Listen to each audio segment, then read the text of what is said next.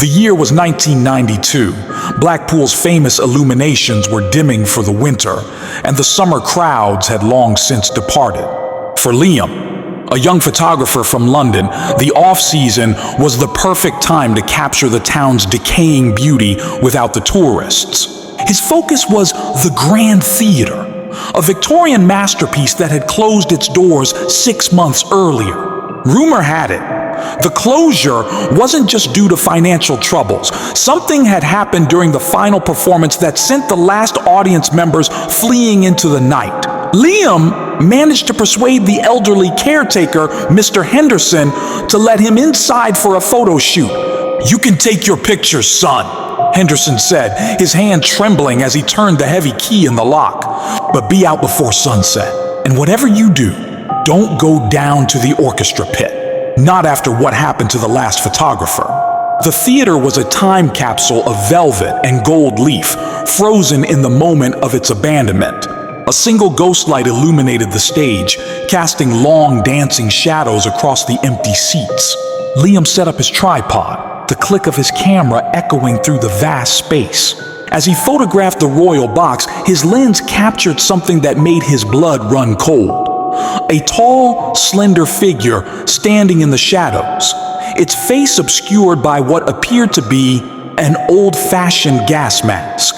When Liam lowered his camera, the box was empty. But when he developed the film later that night in his hotel room, the figure was in every shot, closer each time, until in the final photograph, it was standing right behind him, one gloved hand reaching for his shoulder. That's when his phone rang. The display showed Grand Theatre. A rasping voice whispered, "The audience is waiting for your final performance." The phone went dead in Liam's hand. He stood frozen in his hotel room, the developed photographs scattered across the bed. In each one, the gas-masked figure grew clearer, more menacing.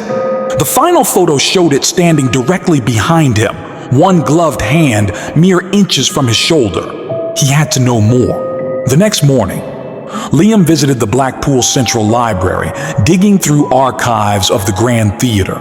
An elderly librarian, Mrs. Higgins, seemed to recognize the theater's name with a shudder. "Ah, the Grand," she murmured, adjusting her glasses. "Such a shame, it was always troubled." She pulled out a folder of old newspaper clippings. The most recent, from 6 months ago, had a headline that made Liam's blood run cold. "Panic at the Grand. Audience flees final performance." The article was vague, citing mass hysteria during a showing of the play The Shadows Embrace. But Mrs. Higgins leaned closer, her voice dropping to a whisper. "My sister was there that night. She said it wasn't hysteria. She saw him. A man in a gas mask, standing on stage during the final act. But when the lights came on, he was gone." Liam spent the day digging deeper. In a 1942 newspaper, he found a small article about a performer named Aleister Crowell, a brilliant but reclusive actor known for his riveting monologues. His signature role was in a play called The Man in the Mask, where he performed wearing a gas mask. The article noted his mysterious disappearance after a performance at the Grand Theatre. He was never seen again. That evening, Liam returned to the theater. Mr. Henderson was reluctant, but Liam showed him the photographs. The old caretaker's face paled. "So it's true," he whispered. "Aleister Crowell. He never really left." Henderson led Liam to a storage room filled with old props and costumes. At the back was a single dust-covered trunk with the initials AC. Inside, Liam found a stack of handwritten journals and a single tarnished gas mask. The first journal entry was dated October 31st, 1942. "They laughed at my performance. They called it grotesque. But they don't understand. The mask, it speaks to me. It shows me things. Tonight, I will show them true terror. I will make them see." The final entry was even more chilling. "The mask is part of me now.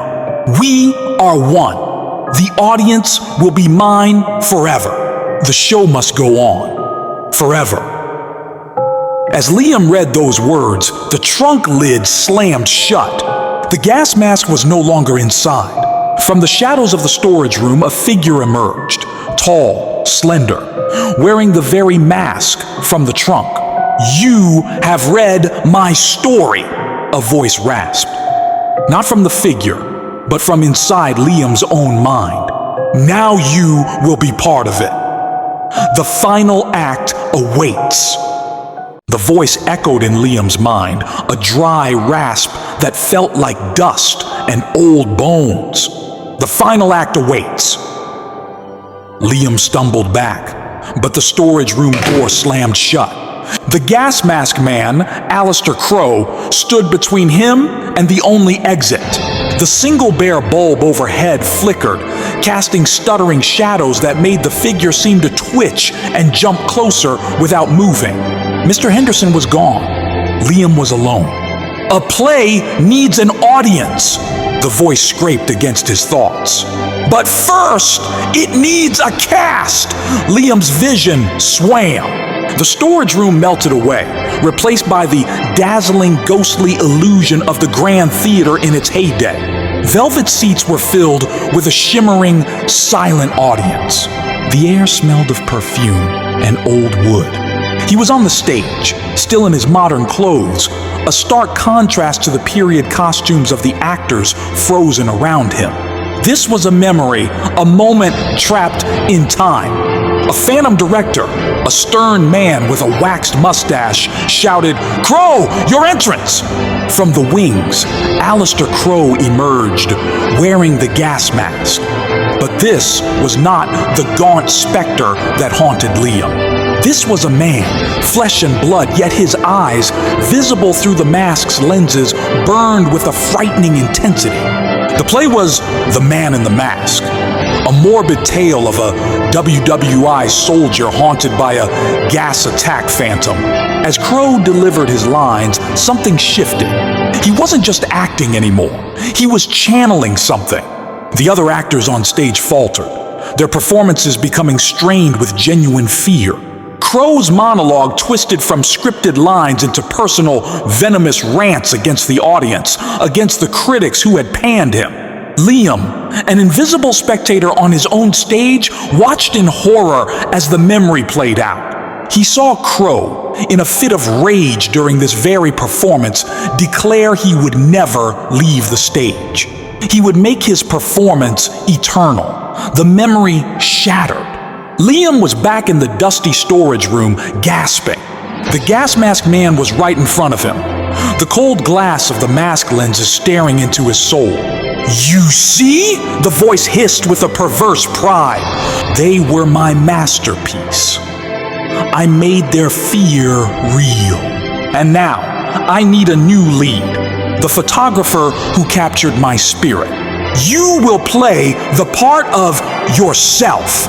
A script, written in a frantic, old-fashioned hand, appeared in Liam's hands. The title read, "The Final Exposure." The first line was his, "Please, no, let me go." A cold-gloved hand fell on Liam's shoulder. It was solid, it was real. "We rehearse until you get it right," Crowe rasped. "And the rehearsals, they last for an eternity." The gloved hand on Liam's shoulder was ice cold, yet it burned with a malevolent energy. The script in his hands, the final exposure, felt heavy as a tombstone. "Read your lines!" Alistair Crowe's voice screeched in his mind. Liam's own voice was a dry, terrified whisper. "Please, no, let me go." "More feeling, more despair," the phantom actor demanded. Suddenly, the storage room walls dissolved completely. Liam now stood center stage in the Grand Theatre, bathed in a single, harsh spotlight.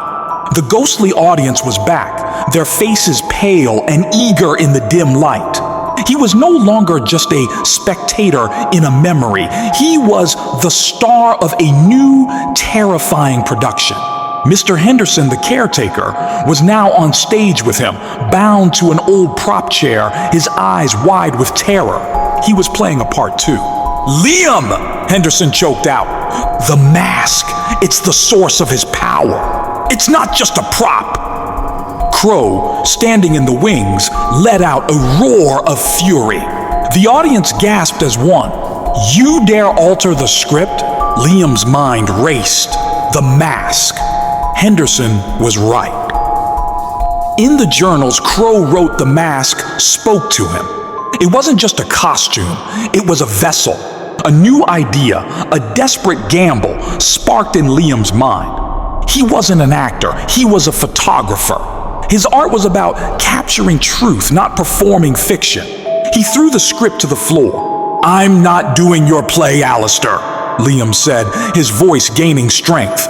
"My medium is light, and I'm going to expose you."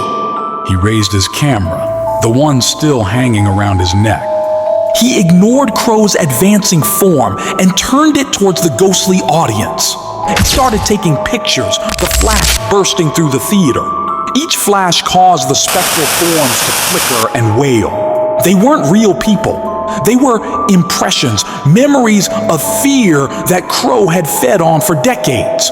Liam wasn't just capturing their image, he was trapping their essence, the very energy that sustained this nightmare. Crow screamed, a sound of pure, undiluted rage. "Stop! You're ruining the performance!" "The performance is over!" Liam yelled back, clicking away, the camera flash becoming a strobe of purifying light. "You're not an artist, you're a prisoner! And this theater is your cage!" He turned the camera on Crow. The gas mask man recoiled as the flash hit the mask. A crack appeared in one lens. "No, my face! My magnificence!" Liam advanced, clicking again and again. With each flash, the mask cracked further.